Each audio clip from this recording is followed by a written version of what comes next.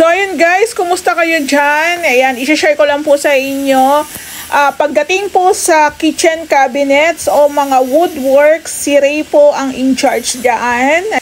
So, bali guys, i-share ko lang po sa inyo. Ito pong ginagawa ni Ray is paglalagay po ng handle ng ating cabinets o yung mga takip po ng ating cabinets.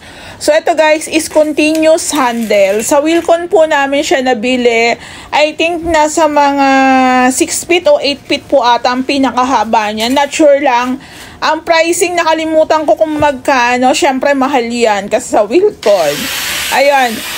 Alam ko meron yan klase. May type C pero ito lang po kasi yung available. So sa paggawa po ng kitchen cabinets, pag ito pong gagamitin nyo is continuous handle, bukod po sa matrabaho siyang i-install, medyo pricey. Then pag in-install nyo po yung pinaka continuous handle, kailangan po iba yung pag-iingat. Kasi yan na po yan eh. Ayan na po yan. So, depende pa rin po sa nagpapagawa kung anong mas prepared nilang handle. Pero, yun nga, kung may budget ka naman, di okay.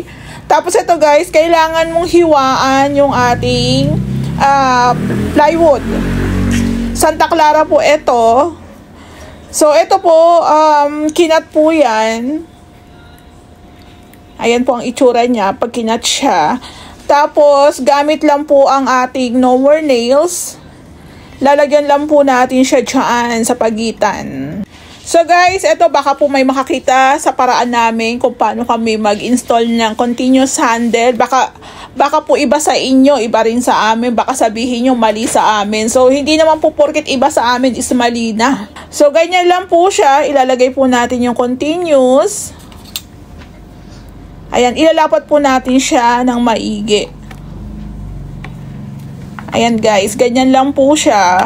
Kailangan po dahan-dahan.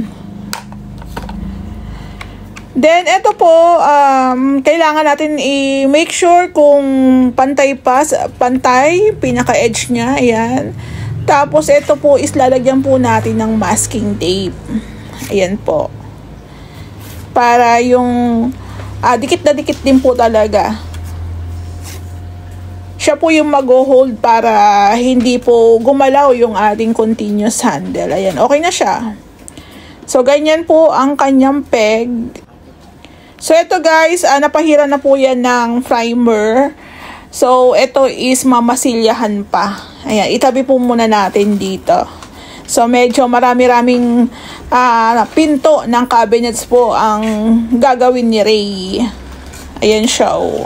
Bali po sa pag-assemble si Ray, pagdating po sa pagmamasilya at pagpipintura, ang pintor na po natin, ang in charge naman po doon. Ayan o. Ito na po yung ating mga takip ng ating cabinets. Ayan o.